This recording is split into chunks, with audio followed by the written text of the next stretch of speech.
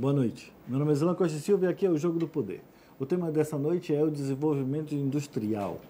Nós vamos conversar com Marconi Andraus Oliveira, que é o diretor-geral da PROCIA, que é uma associação que cuida do Centro Industrial de Aratu. Nós vamos entender um pouco por que ele foi formado, quais eram os seus objetivos e o que vem pelo futuro.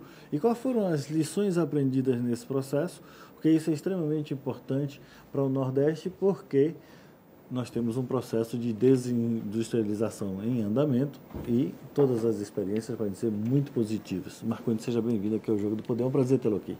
Prazer é meu, Zilan. Boa noite também. Espero poder contribuir com o seu programa e passar essa mensagem aí para os nossos empresários baianos e para a Bahia como um todo. Para o Nordeste inteiro. Sim, o Nordeste, a Bahia representa uma boa parte desse Nordeste. Pelo menos a e gente... com isso, essa liderança ainda existe sob vários aspectos. Mas de qualquer forma a gente pelo menos tem que se abraçar como irmãos. Perfeito. Marconi, me conte um pouco da sua trajetória de vida para a gente ir já desenvolvendo esse programa já na área da indústria, porque você teve uma vida ligada à indústria, né? Já a maior parte dela, né? Vamos dizer. Eu sou engenheiro mecânico de graduação, né?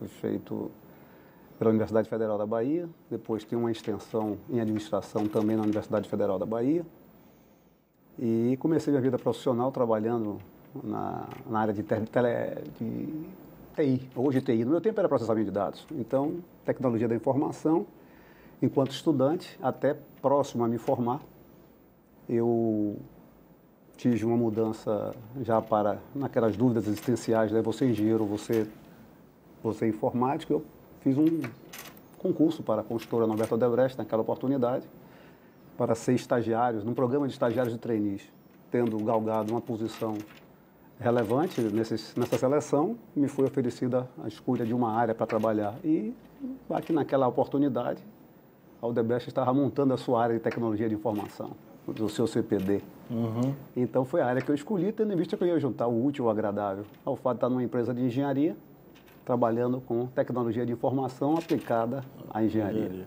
Então, comecei minha vida profissional, fui trainee da Odebrecht, foi a minha grande escola profissional, onde eu aprendi muito. Naquela oportunidade começava-se a tecnologia empresarial Odebrecht a ser formada. E passei lá durante 6 anos da minha vida, quando depois aí migrei para a indústria. Foi quando aí eu saí do projeto e fui para a área de processo, onde você tem continuidade, né? Então, você foi para que lugar? Eu fui trabalhar na Caraíba Metais, onde dentro de um projeto nacional a primeira empresa a ser privatizada, dentro do Programa Nacional de Desestatização, naquela oportunidade. Mas você não foi para qualquer lugar na Caraíba Metais? Eu fui ser o superintendente na área de organização e sistemas, onde eu tinha também o conhecimento, onde dentro de um projeto no qual o BNDESPAR, naquela oportunidade, montou um time técnico na área da metalurgia daquele tempo ela chamava-se Caraíba Metais, hoje em dia é Paranapanema, hoje é Paranapanema, né? E esse time era um time responsável por dar a direção, já que a direção da estatal naquela oportunidade era uma constituída de diretores que eram indicados por partidos políticos, né? E tinha um mandato de 2 anos. E a gente, naquele tempo, raciocinava que era 1 ano para tomar conhecimento da área e 1 ano para saber por onde é que ia depois. Então, ficava sem direção. Naquela oportunidade era a visão que tinha-se da época das empresas estatais. Esse modelo permaneceu em algumas empresas até hoje, mas que aquela foi a primeira privatização. Então, dentro desse projeto de privatização, eu fui ser o superintendente de organização e sistema, tendo entregue, naquela oportunidade, a Caraíba privatizada, né? Quando, ao contratar o time de profissionais vindo para a Caraíba, a Estireno, que pertencia já naquele tempo à Dalquímica, 1/3 dela, que era da Petroquímica, ela contratou eu migrei para a Estireno, porque os dirigentes da Estireno foram contratados como executivos da empresa privada Caraíba Metais naquela oportunidade. E eu fui para a Estireno comandar aquilo que a gente chamava naquele tempo de CPD da Estireno. Então, ainda usando a área de tecnologia, mas já comandando a área, liderando, onde eu pude desenvolver mais ainda e, a partir daí, A Dow, já é pertencente à Dow, me convidou para ser aquilo que eu fui, relações institucionais dela, cuidar das áreas de relações institucionais até me sair me aposentando da Dow no ano de 2005. Sim, mas quanto tempo você passou na Dow? Foram 26 anos, né? 26 Mas 26 anos cuidando da parte institucional. A maior parte disso, pelo menos uns 20 anos ou mais, 23 anos aproximadamente, cuidando da relação institucional da Dow. Bom, isso aí lhe deu um conhecimento muito grande, porque as relações institucionais são aquelas relações de conseguir as coisas, né? Sem dúvida. Ou evitar determinadas coisas que sejam ruins para o desenvolvimento da indústria e conseguir determinadas benesses do ponto de vista positivo, né? Explicando tecnicamente o papel do homem dessa área, aqui na Dow você tem um nome em inglês para esse papel que eu exercia lá, você tinha que ter a expertise para ter e saber e conhecer e exercitar o relacionamento com todos os tipos de público da forma que ele tivesse segmentado. Se eu pudesse resumir tecnicamente, era isso. Então, se você segmentar, você tem imprensa, você tem comunidade, você tem as entidades, você tem a própria indústria, as indústrias e de uma maneira geral, então eu tinha que ter o conhecimento e expertise para estabelecer o relacionamento com todos esses tipos de público não só em nome da governo, empresa. Mas todo o ambiente. É o public affairs, é a relação pública, né, que você faria com todo esse tipo de público. Então, se você analisar sobre essa ótica, o institucional é esse o papel. Então, eu tinha área de comunicação sob minha responsabilidade, área de comunidade sob minha responsabilidade, as áreas de relação com a imprensa, com as associações. E, por ter essa parte das relações institucionais junto às instituições, o meu papel era exercer a relação da Dow, ou melhor, a posição da Dow nessas instituições, nessas associações ou nessas instituições, sempre que possível, em papel de liderança, para poder interferir no processo de defesa naturalmente dos seus interesses na questão institucional em posição de relevante. Por isso eu exerci vários papéis, né, junto a essas instituições. Então foi essa experiência na área institucional, na área de relacionamento que acabou levando você para o Procia, né? Sim, desde muitos anos, né? O Procia foi criado há 35 anos atrás, quer dizer, antes de eu chegar inclusive na Dow, mas foi uma das pioneiras, a empresa Dow foi uma das pioneiras em fazer parte dessa associação, que criou a associação e que tinha uma característica, né, de forma diferente da que é hoje, né, que era uma associação voltada na defesa, né, perante, fazer advocacy, como a gente chama, né, junto ao órgão que tinha o poder e a atribuição de cuidar daquela infraestrutura, para que aquela infraestrutura fosse permanentemente mantida e conservada, né? Que é a infraestrutura da área industrial, do Centro Industrial de Aratu. Pronto. O Centro Industrial de Aratu, que é o tema que a gente vai desenvolver hoje, ele foi criado na década de 60. E ele teve uma importância... Ele foi criado na década de 70, 35 anos. Ele fez 35 anos esse ano. Mas eu digo o planejamento dele. O Centro Industrial de Aratu, sim, me desculpe. A Procia que foi criada há 35 anos, mas o Centro Industrial de Aratu foi criado... Na década de 60. Foi concebido na década de 60. Pronto. Final da década de 60. Eu queria examinar aqui um pouco no programa o seguinte: qual era o objetivo da criação do Centro Industrial de Aratu e se esses objetivos foram ou não alcançados? Mas nós vamos fazer isso no próximo bloco, tá certo?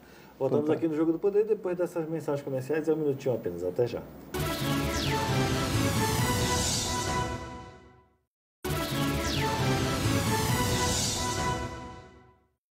Estamos aqui de volta no Jogo do Poder, conversando com o Marconi Andraus Oliveira, que é o diretor-geral do Procia. Nós estamos falando sobre o Centro Industrial de Aratu. Nós vamos exatamente nesse bloco começar a entender um pouco da história do Centro Industrial, qual eram os seus objetivos iniciais e o que foi efetivamente conseguido ou não. E daí a gente vai desenvolver um papo sobre a industrialização. Então, para que serviu o CIA? Qual era o objetivo inicial dele? O CIA, como o próprio nome diz, era o Centro Industrial de Aratu. Ele foi concebido, iniciado seu planejamento na década de 60 e concebido naquela oportunidade com o objetivo exatamente de criar uma zona industrial próxima a Salvador, né, que pudesse receber as empresas, as indústrias de uma maneira geral. É uma concepção extremamente,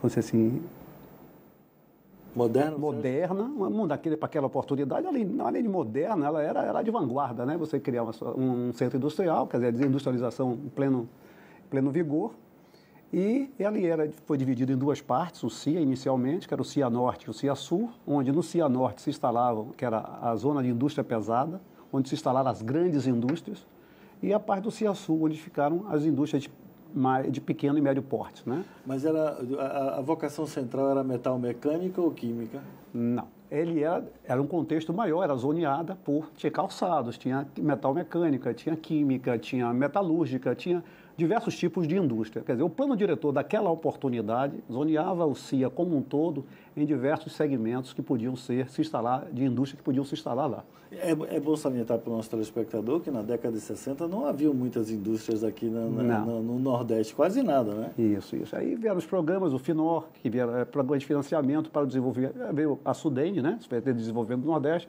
com seus programas de financiamento, e depois, a partir daí, foram várias e várias dessas indústrias aqui se instalaram, utilizaram todo esse programa de financiamento e para a implantação de indústria na região.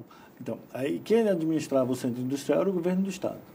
Perfeitamente. Permaneceu até recentemente, quer dizer, permaneceu não, ainda é o governo do Estado o responsável legalmente pela manutenção dos distritos industriais do Estado da Bahia. Eu estou falando de forma bem atual. E naquele tempo, o CIA, os primeiros distritos que surgiram como um centro industrial de Aratu, e o COPEC, que era o Complexo Petroquímico de Camaçari, também eram dois centros industriais que foram administrados pela hoje extinta SUDIC, Superintendência de Desenvolvimento Industrial, industrial e comercial. Então, mas naquela época que se planejou e começou a implantar, era fazer um processo de industrialização do Nordeste, especificamente aqui da Bahia. O que ocorreu digamos assim, esse modelo foi um modelo bem sucedido no início? Por uma boa parte do tempo, você houve realmente um desenvolvimento e uma chegada de várias indústrias para cá, vários segmentos industriais. No entanto, como todo ciclo, né, se findaram a esses incentivos para a instalação no Centro Industrial de Aratu, e com isso, algumas das indústrias lá instaladas fecharam ou tiveram as suas atividades modificadas, indo para outras áreas que não eram mais, que era o Centro Industrial de Aratu, e saindo daqui, centralizar as suas operações em outros locais, a tecnologia aplicada foi modificada indo para outros locais, e com isso você houve um declínio, né, do Centro Industrial de Aratu com o fechamento dessas indústrias. No entanto, a partir de determinada época, começaram a descobrir não, é bem notório que esse plano diretor mudou de característica. Não é que fizesse um novo não, mas por força das circunstâncias, começaram a se instalar na periferia de Salvador as empresas de logísticas, tendo em vista Salvador ser uma cidade com características geográficas que permitiam que próximo à cidade, nessas cidades próximas, exemplo, que fica instalado em Simões Filhos e Candeia, os dois municípios que o Centro Industrial de Aratu está instalado. Indústrias de logística, então centros de distribuição, começou a mudar o foco dessas empresas. Então elas passaram a ser preponderantemente mais uma área de serviço ligada à questão de logística, mantendo-se ainda algumas grandes indústrias, né? Fecharam-se várias, mas mantiveram ainda algumas indústrias. Então, o CIA teve um processo de implantação, de crescimento, aí houve uma queda, na realidade um processo de decadência, por uma série de circunstâncias conjunturais do país e de desenvolvimento, e caiu. Mas aí com a implantação dessas empresas de serviço, que logística é serviço, já houve um renascimento da área do centro industrial. É esse o momento que nós estamos vivendo hoje? Hoje é o momento preponderante, é esse, mantido ainda algumas indústrias, né, que permanecem ainda lá no CIA, mas preponderantemente hoje a vocação fica sendo para você ter setores ligados à área de logísticas e área de serviço, de uma maneira geral. Essa é a característica hoje do Centro Industrial de Aratu. Mas as indústrias que conseguiram sobreviver estão firmes e fortes, ou há a possibilidade de elas saírem da área? Olha, o processo de desindustrialização, ele já vem de algum tempo, né? É maior do que o próprio Centro Industrial de Aratu. Ele vem no país, né? Se você analisar e ver... Não, há anos atrás a indústria representava 30% de nosso Pronto. PIB. Hoje a transformação hoje está 13%. O que significa que voltamos a ser um país agrícola pela definição técnica de um país que usa a transformação como sendo, né? Esse ponto é extremamente importante. É importante destacar para o nosso telespectador que essa frase é extremamente sintomática do processo que a gente está vivendo. Nós fomos em um país industrial, estamos andando para trás e hoje somos um país essencialmente agrícola. É claro que o agro é pop, mas nós não podemos perder o nosso processo de geração de tecnologia e de transformação do mundo, que é a indústria, que é um motor do desenvolvimento do país. Mas isso a gente vai falar daqui a pouco. Sim, mas aí continua. Isso. Então, mas eu quero fazer uma parte aí de você... Nós falávamos de voltarmos a ser um país agrícola, só definição técnica. No entanto, nossa agricultura, ela é de altíssima produtividade, altíssima qualidade. Ela sofre transformações também, né? Ela sofre, a agroindústria transforma e a própria agricultura tem transformações que o nome agrícola, ele não traz com a depressão, quer dizer, não é com a depressão, não, tão depreciativo quanto seria se voltássemos a ser agrícola diante da definição passada. Mas, de qualquer maneira, é pop, como você disse. Por isso que eu disse que a agricultura é pop. Ou seja, ela traz um processo de desenvolvimento, mas, de qualquer forma, é uma mudança para o passado. Ou Perfeitamente. Seja, voltamos a ser agrícola como éramos desde a época de colonização. Perfeitamente. Nós estamos, essencialmente, nós vivemos hoje à base de commodities de uma maneira geral e a questão agrícola, ela é hoje de retorno importante e materializado e sustentável daqui para frente, mas voltamos a ser um país agrícola por definição técnica. Pois é. Mas aí no Centro Industrial de Aratu tem toda uma infraestrutura de esgotamento, de água, de energia elétrica, de vias e todo esse... Um porto, porque o Porto de Aratu foi criado para ser especificamente um polo de relacionamento com o mundo do CIA e do Centro Industrial de Camaçari. O que aconteceu com essa infraestrutura toda? Você falou de uma coisa muito importante. A infraestrutura do polo, de uma maneira geral, do Centro Industrial de Aratu, associada ao COPEC, que é o Complexo Petroquímico Original de Camaçari, que hoje é o Complexo Industrial, ela foi concebida com um planejamento de altíssima qualidade. Foi muito bem planejado. Então, se você imaginar que naquela época, a concepção, quando você falou agora em Porto, chegou a minha mente aqui a lembrança que ali foram construídos, em função daquele porto, 3 rotas, 3 caminhos de acessibilidade, que é a chegada por trem, a chegada por rodovia e a dutovia, por ser um polo petroquímico, né, foi criado. Para você ter uma ideia, tudo isso pensado. Além disso, uma central de tratamento de efluente, onde eu, trabalhando numa empresa na época multinacional, eu tinha a dimensão de que era um dos lugares de excelência por conta dessa criação dessa central de tratamento de efluentes.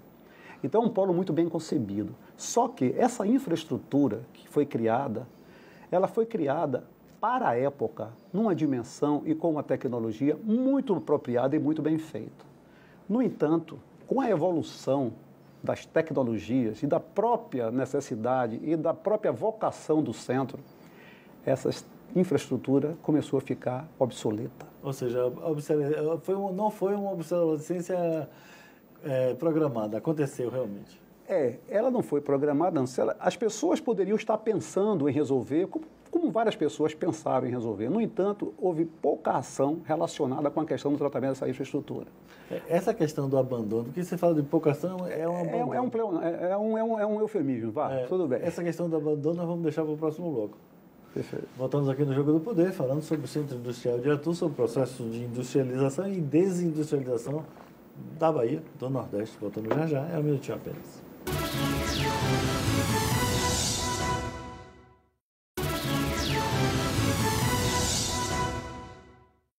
Estamos de volta aqui no Jogo do Poder, falando somente sobre o processo de industrialização e desindustrialização do Nordeste da Bahia e especificamente falando do Centro Industrial de Aratu, que foi um elemento extremamente importante na implantação do processo da Bahia de industrialização. Nós estamos conversando com o Marconi Andraus Oliveira, que é diretor-geral da ProCIA, que é uma associação que a gente vai falar um pouquinho dela daqui a pouco. Mas assim, vamos falar um pouco desse processo de decadência. Na realidade, em algum momento, Quando foi que começou esse processo de decadência? Porque nós estamos falando de pensamento na década de 60, implantação no final da década de 60, implantação verdadeira da década de 70 e crise dos anos 80. Nós já tivemos assim apenas uma década ou demorou um pouquinho mais para que começasse esse processo todo de abandono e de obsolescência lá do centro industrial? Bom, é um referencial difícil de se estabelecer, porém, se você quiser pensar de uma maneira, vamos dizer assim, de marcos importantes, vamos dizer assim, os financiamentos se deram para o desenvolvimento em torno de 10 anos, foram renovados por alguns períodos. Então, se você considerar que começa a você ter problemas, né, dessas empresas a partir de uma década depois de ela instalada, desses financiamentos que foram terminando, esses benefícios fiscais que foram terminando e esses incentivos na parte de financiamento, você pode pensar que a partir da crise da década de 80 você começou a ter problemas de fato, já durante a década de 90, pesado. Porque você tinha empresas que estavam financiadas, alavancadas com juros mais baixos, etc., mas tinha que pagar a conta. Perfeitamente. Isso aí. Pensando em produtos que tinham que ser vendidos no mercado. E o mercado desmoronou justamente 10 anos depois, que foi a década de 80, chamada década perdida. E uma evolução mundial de tecnologia acentuada diante dos processos, né? Então você tinha todo um contexto trabalhando e uma omissão na conservação, até mesmo na criação de novas infraestruturas, e aconteceu tudo no sentido de diminuir, ou melhor, como dizia, um conjunto de fatores que permitiam qualquer desenvolvimento. Então, nessa linha, houve realmente, de fato, essa na queda. Época, como era administrado pelo governo, você acha que houve falha pelo governo de verificar esse tipo de acontecimento, né? Sem dúvida, o fato de ser administrado o centro industrial e fomentado por um órgão e entidade de governo, naturalmente atribui-se a essa entidade a não preocupação ou a não ação no sentido de manter, até mesmo de manter as indústrias lá instaladas, de trazer novas, pretensão muito de trazer novas, mas de manter. Ou seja, mas de qualquer forma, o que aconteceu, me diga se eu estiver errado, houve um processo de industrialização, depois essas indústrias começaram a fechar e algumas a sair daqui para outro lugar. Vários problemas, entre esses foram os mais importantes. Sim, e outras questões mais. Mas não teve entrada de novas indústrias mais, aí acabou. Ou seja, a velocidade de saída foi maior do que a de chegada. Sim. Certo? Então, você teve uma queda. Sim, isso na década de 80 ou perdurou até agora? Você já vê isso, o sentimento é mais 90 até os anos 2000. Você já, né? E aí, de lá para cá, 2000 veio, continua caindo esse tempo todo. A parte de indústria. Mas aí é que começa o processo da logística. Aí né? você vem com as áreas sendo cedidas para outro tipo de empreendimento, começa a ter uma mudança naquele plano diretor original que já não é mais o mesmo. Né? Já não é mais o mesmo. Outros tipos de empresas se instalaram na região do CIA, vieram se instalar. Nós perdemos a infraestrutura? Ou a infraestrutura ainda está lá intacta e ainda serve para alguma coisa? Nós não perdemos a infraestrutura porque não se vamos dizer assim, findou com ela. Mas a nossa infraestrutura... Mas uma infraestrutura sem manutenção, ela vai se deteriorando. Eu não tenho dúvida disso. Eu lhe pergunto dessa forma, por quê? Porque no Brasil, se a gente falar de infraestrutura pública, a manutenção dessa infraestrutura exige pelo menos 2,5% do PIB. Para manutenção. Quando a gente investe menos de 2,5% do PIB, significa que nós estamos perdendo estoque de infraestrutura. Aí eu lhe pergunto, nós perdemos estoque de infraestrutura no CIA? A resposta é sim, perdemos sim. Ou seja, você está me dizendo que, em outras palavras, de uma forma mais fácil de eu entender e até mesmo explicar, é que até mesmo não está vencendo a depreciação. Nós não estamos vencendo a depreciação da infraestrutura do CIA. Nós não estamos conseguindo investir para vencer a depreciação. O que significa estar depreciando mais do que se investindo. Então, com isso, estruturalmente e engenheiristicamente falando, você está perdendo a infraestrutura. E, de fato, está. Do ponto de vista técnico, aliás, você vê hoje, o que aconteceu? Foram feitas, mais recentemente, algumas concessões. Concessões das vias, das vias ligadas ao governo. As BAs e a BR, que é a principal. No entanto, essas concessões, elas, na sua instalação, deram uma qualidade para as vias principais muito melhor do que tinha sido passado. No entanto, há ainda vários problemas e se questiona muito alguns itens dessas concessões que estão relacionados com a interseção delas com as vias internas, com as vias de... Periférica, vamos chamar assim. Não, de acesso mesmo, né? As vias de acesso a elas dentro do centro industrial, onde essas concessões, elas não querem admitir determinado tipo de responsabilidade, por exemplo, para acessos já existentes. Ah, entendi. Que eles já eram existentes antes, e nos contratos dela, era a obrigação dela recuperar esses acessos. É claro que aqueles acessos que são diretamente perpendiculares às empresas existentes, esses podem ser negociados com as empresas e até mesmo criar-se alguma situação na qual as empresas se tornem responsáveis. Mas eles estão se omitindo naquilo que de fato eles são responsáveis, porque a própria estrutura diz que é um acesso existente, então eles teriam que recuperar dentro do seu contrato. Então, algumas resistências estão acontecendo, nós estamos tendo alguns problemas com essas concessões nesse sentido, tendo em vista que o Distrito Industrial não foi concebido apenas para vias BAs e BRs. Ela foi concebida para também as suas vias de acesso interno para as indústrias, e as indústrias se basearam nisso. Agora, veja bem, isso tudo, apesar dessas empresas estarem com a concessão e tudo mais, fazendo a manutenção, essas vias e toda a infraestrutura viária foi planejada na década de 60 e constituída na década de 60, quando a gente tinha caminhões pequenos e era tudo muito mais leve do que hoje, que são caminhões gigantes, bitrens e por aí vai. Como é que está essa situação?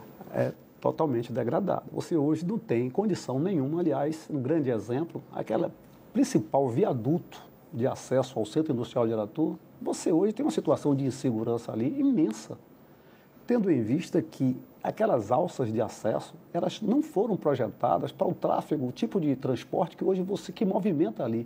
Com a vinda da questão logística para lá, o tráfego de caminhões e bitrens aumentou estupidamente. Ele chega a um ponto de, na BR-324, que é o professor Vasco Neto, eles vêm para o meio da pista para poder ter acesso à alça e de quando não trava na subida da alça. E aquilo ali, quando trava, você não consegue ter mais acesso, formam engarrafamentos enormes, homéricos. Além de que as pistas de desaceleração e aceleração não estão projetadas para o tráfego numa via com aquela velocidade, para aquela velocidade projetada, e o risco de acidentes, e os acidentes que já ocorreram ali, aumentaram muito, tendo em vista que esta tecnologia ela está totalmente superada e obsoleta para a movimentação necessária para aquela região. E por isso ainda vai. Você tem viadutos que são só de acesso. Veja que é importante que o nosso telespectador note que esse é um fator extremamente importante. Nós estamos falando não só da tecnologia, não só da infraestrutura, mas estamos falando de segurança e da sua própria vida quando andar por lá. Isso é importante que o governo preste atenção, porque, em essência, é ele o responsável por aquilo, apesar de ter já algumas concessões, como a BR-324.